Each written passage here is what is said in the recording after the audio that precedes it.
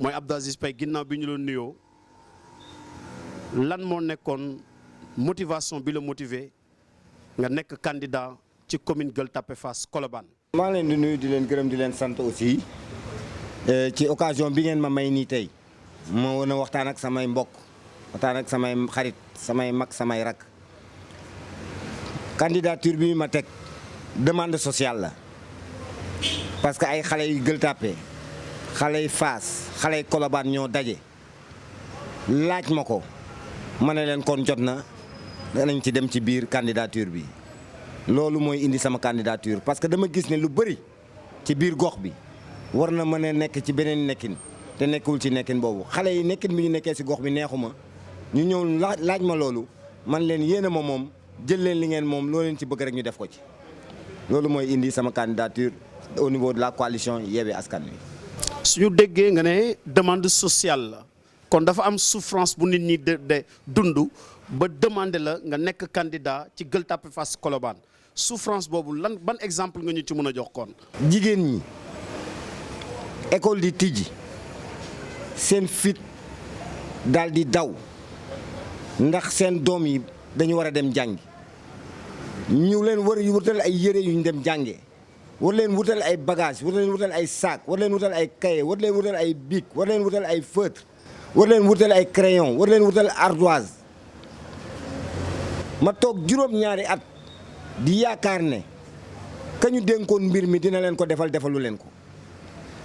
ma jàpp ne loolu toog di ko seetaan mooy da ngay bokk sax complicité lay doon te bëgguma nekk complice loolu te xam ne lu mën a am la lu mën a ne la ndax alal jaa ngi fi xëy na dañ ko cee deful. on a reçu des questions d'internautes nee na ñoom xamuñu Abdou Aziz Paye ci Gueule Tapée. xamuñu Abdou Aziz Paye xëy na tur bi moo leen di réer ndax dañ ma gën a xamee ci Samba Paye parce que mënumaa nekk Gueule Tapée nekk fi capitaine Motipom nekk capitaine devant Malick Daf nekk capitaine devant Malick Ba nekk fii football fii jóge fii génn fii xëy na am na xale yu judd sama ginnaaw bi ma jàngee xëy na ñooñu mën naa nangu ne ñu ne xawuñu. du ñàkk a xam bi mooy relation sociale ou disponibilité par rapport à la population. relation sociale ku ci nekk li nga ciy dox xam nga ko bu ñu génnee sama buntu kër fii dox ba Repos Mandel génne suma buntu kër fii dox ba comment dirais-je marché Gueule Tapée dama koy jéggi sax rue 23 laa jëm biir Médina ñu jël ko côté bi dox ba police bi xëy na ñi ma fi séqal teraanga maa ngi koy séq ak ñoom mais dama newul nit kuy defanteeg séqanteeg nit di ko siwal parce que loolu bëgguma ko. dama la ci jox exemple bu simple rek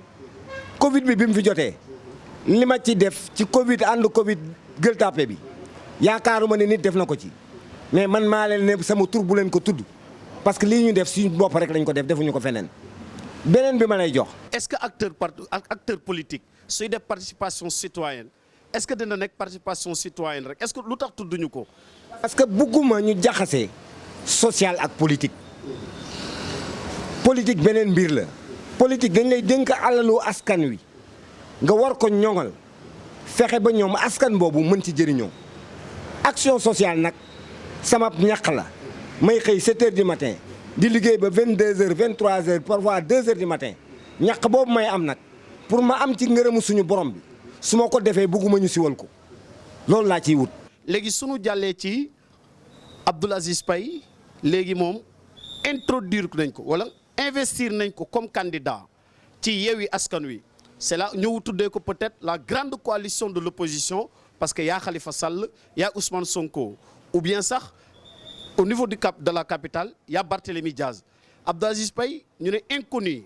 dans son propre quartier ba pare dugg ci coalition bu toll noonu lan moo ko motiver. xam nga ñuy wax inconnu dans son propre quartier yëpp ay mauvaise foi la ñu nekkee parce que mënuma dëkk Gueule Tapée nekk fii inconnu dans ce quartier là déjà sama grand frère Cheikh Ahmed Tidiane Paye génération yi nekk Gueule Tapée yëpp depuis plus de 20 ans moo leen di former sur le football. ils ont dit que actuellement ni moom lui il est la porte par exemple de la connaissance Cheikh Paye on dit que frère u Cheikh Paye la. dëgg la mais xale yu bés bu jot fii lañ may fekk ci kër gi. mag ñi fii ñëw di ko seet si fii lañ may fekk si kër gi am na ay parti politique yu fi installé sax si biir commune bi ñu ñëwee fii lañ ma fekk si biir kër gi te moom lañ doon seet si kon di wër di wax naan xaw ma diw dafay nekk mauvaise volonté nit ku nekk nag da ngay dem ak sa axulaay taala tey jii bu ñu génnoon dugg ci yenn kër di nga faj aajo nit ñi te nit du la yëg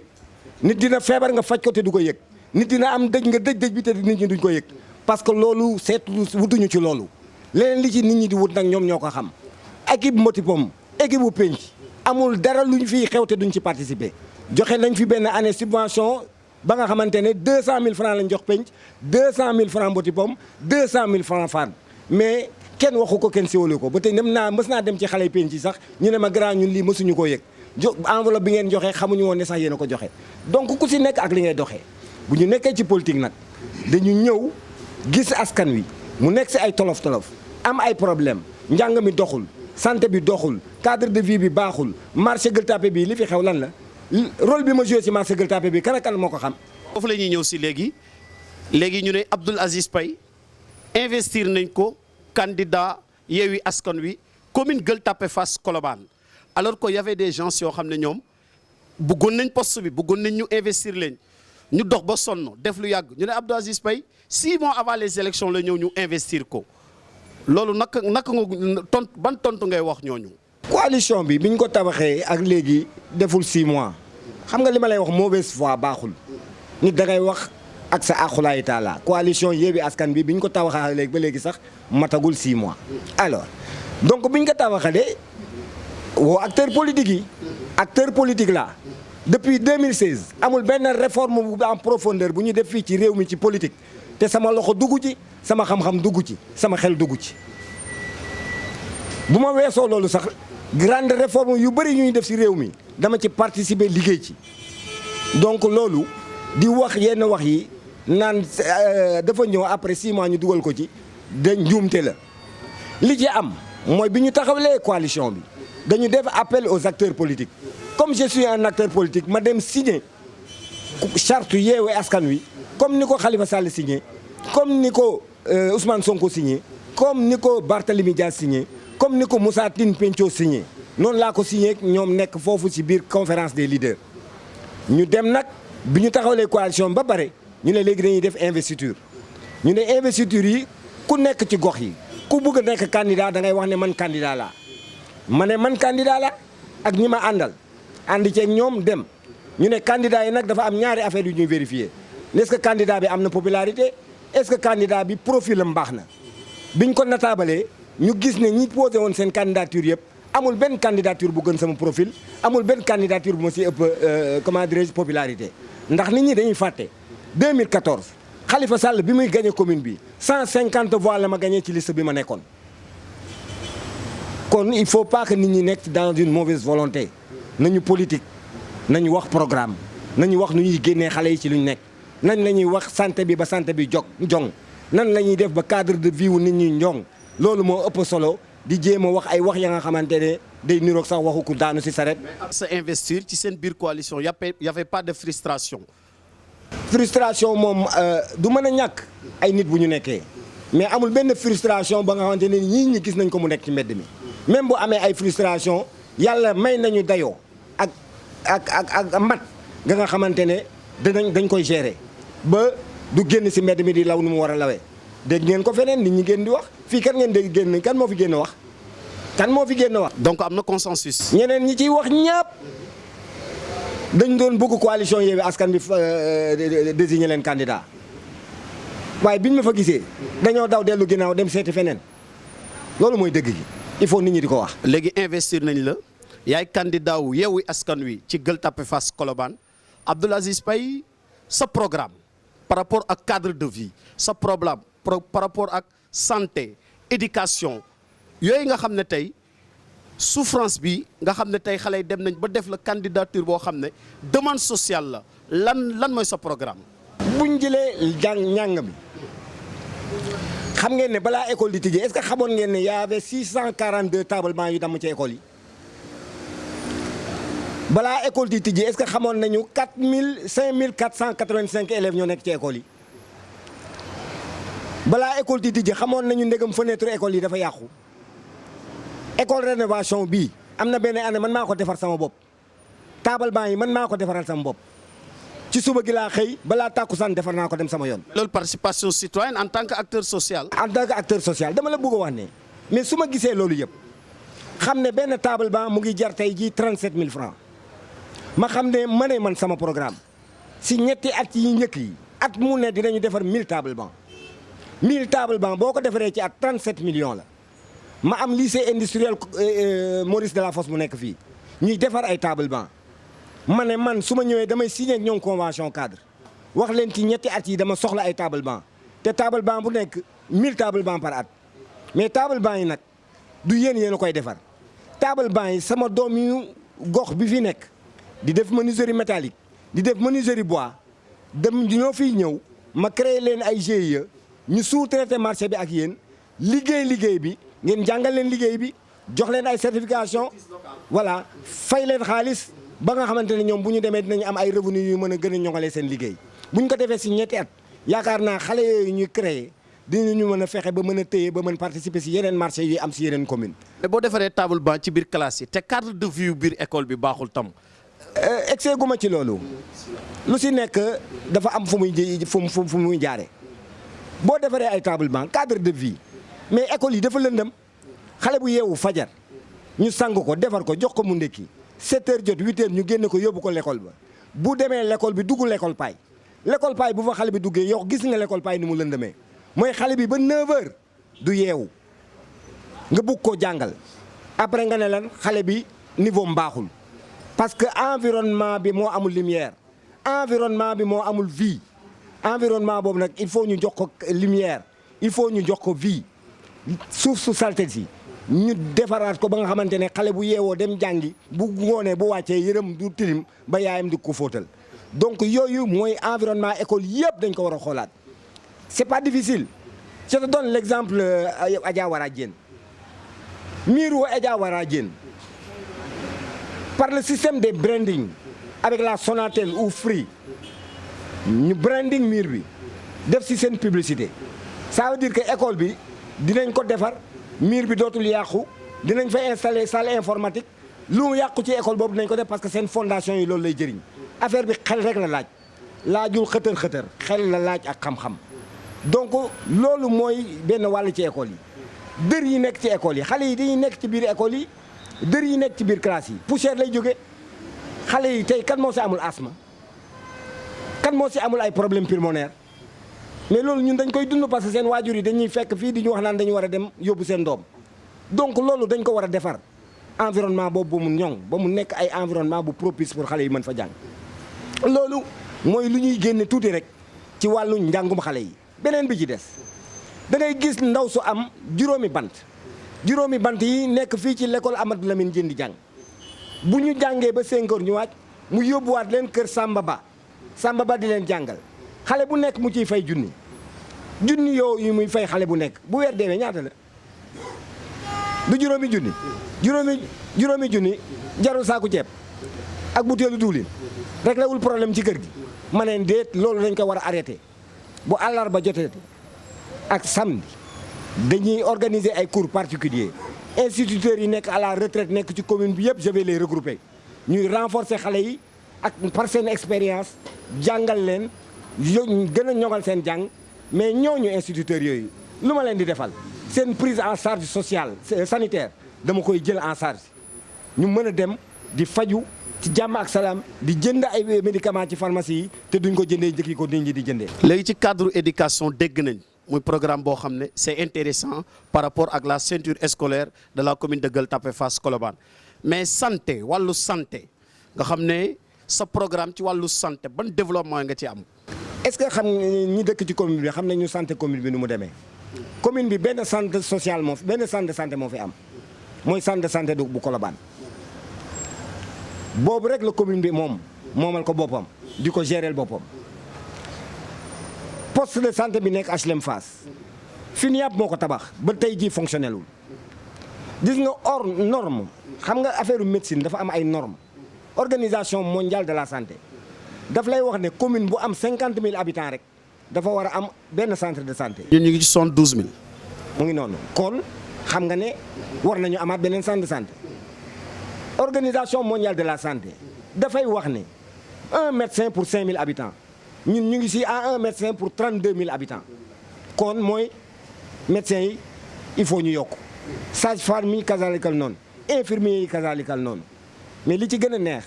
mooy dañuy fàtte mag ñi ci biir commune bi kër mag ñi ñun dañu fas yéene tabax ko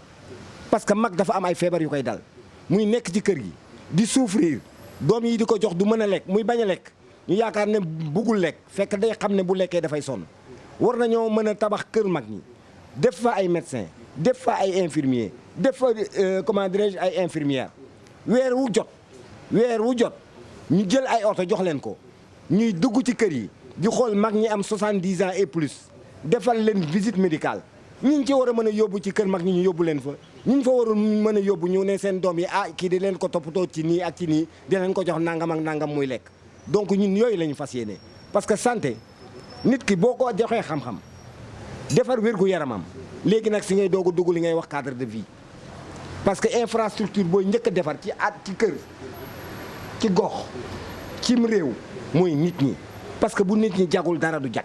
ñun nag dañoo bëgg a jagal nit ñi ba pare bu ñu leen jagalee may leen santé wérgu yaram gu wér bu ñu amee wérgu yaram bu wér nag ñu ne leen léegi nag fi ngeen dëkk il faut ñu xool ko. waaw léegi ku mel ni Abdou Aziz Paye di defar ci cadre de vie bi moom en tant que maire gis ci exemple ñu jël cantine teg ko buntu kër Papa Labassi muy sa dëkkandoo est-ce que di nga ko yëkkati. xam nga décentralisation buñ ko déggee mooy ne ko administration bi dafa war a jege administré yi xam nga la tax waa kër Papa Labassi ne nañu teg cantine bi foofu nit mën fa def activité ñoom ñoo ko xam ak nit kooku mais fi ñuy teg cantine warut a nekk fa nga xamante ne nit ñi dañuy am problème pour aw fa warut a nekk fa nga xamante ne buñ ko fa tegee ay saleté la fay indi équipe bii ma àndal xale yii ma àndal dafa am ay aménagistes te ñu ngi liggéey ci aménagement du territoire local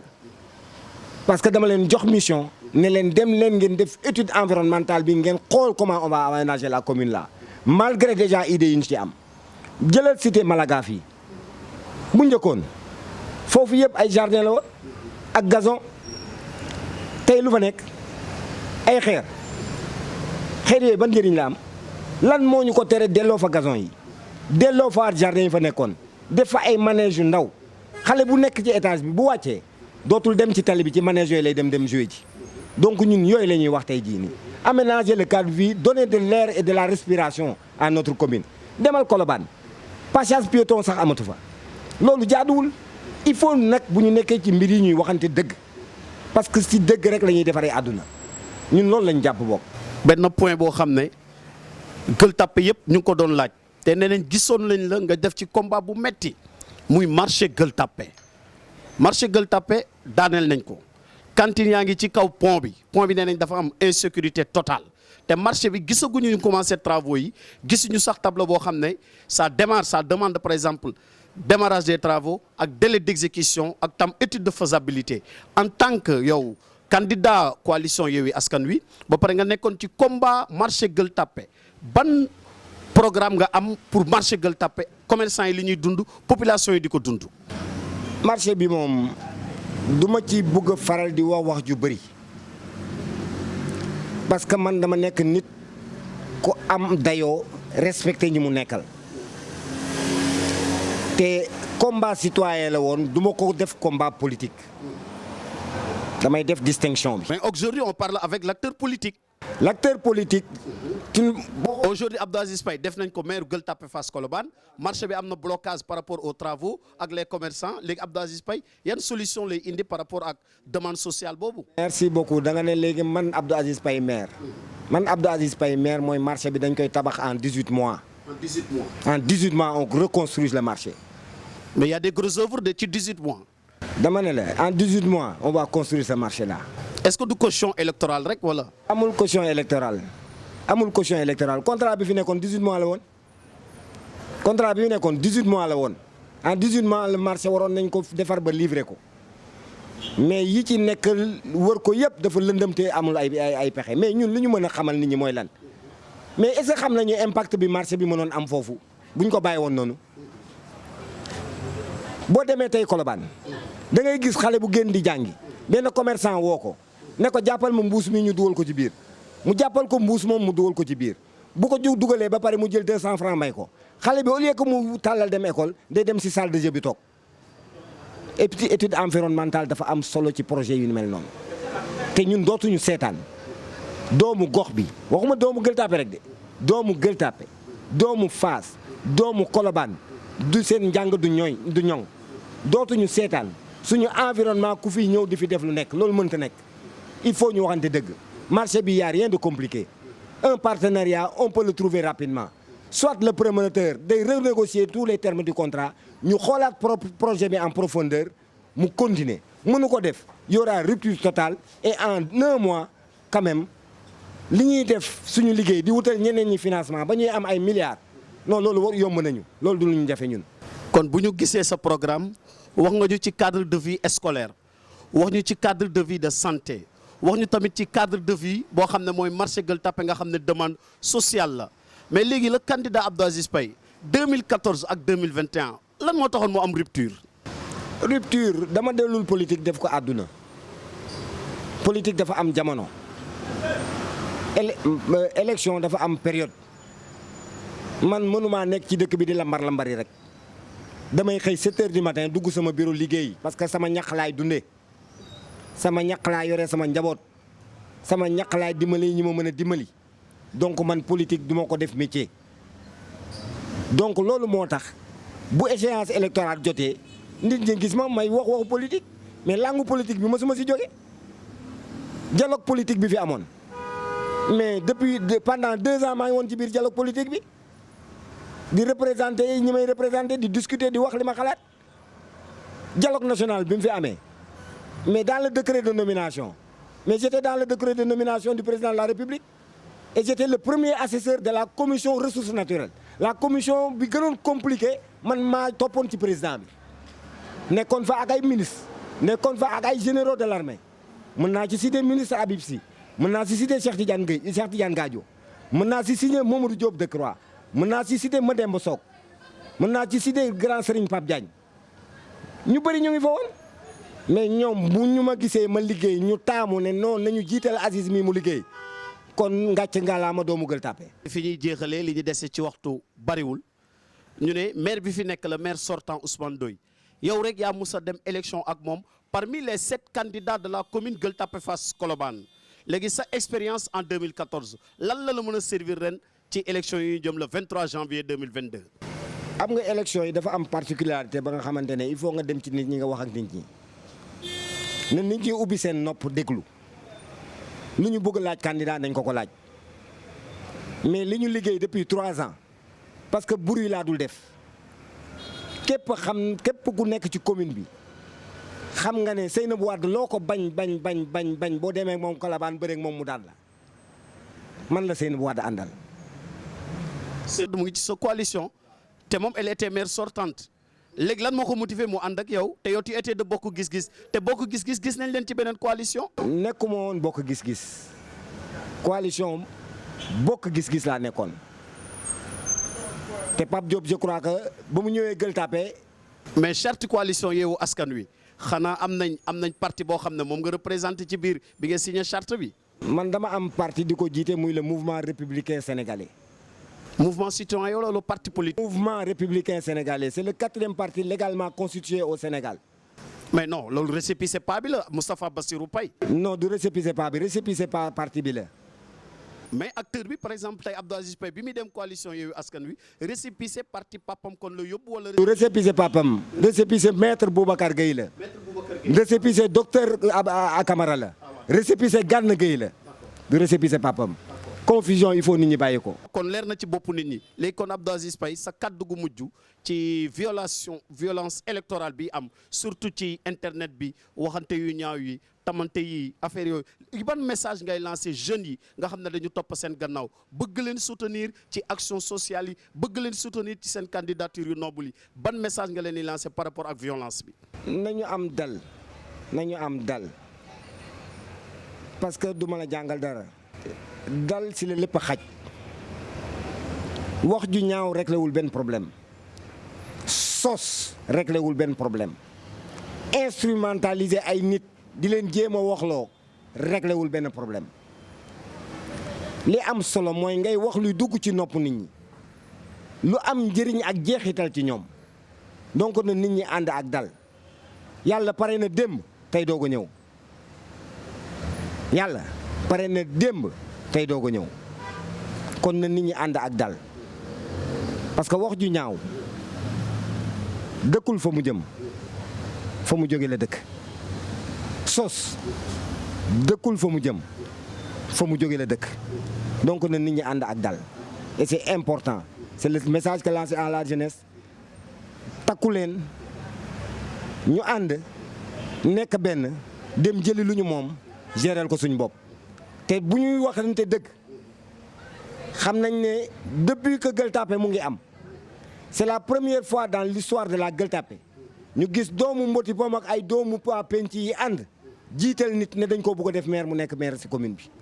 et c'est la première fois dans l'histoire loolu nag yéen a ko war a wax nit ñi ñu dégg ko aussi xam ko c'est très important. dégg ngeen Abdoul Aziz Paye coalition Yewwi Askan Wi commune Gueule Tapée Fass Colobane mu wax ko ci gudd ak gàttal déroulé na programme am yéen ñi doon topp seen télévision DK TV People mun ngeen cautionner programme am kon ñu ngi baalu àq ñëpp.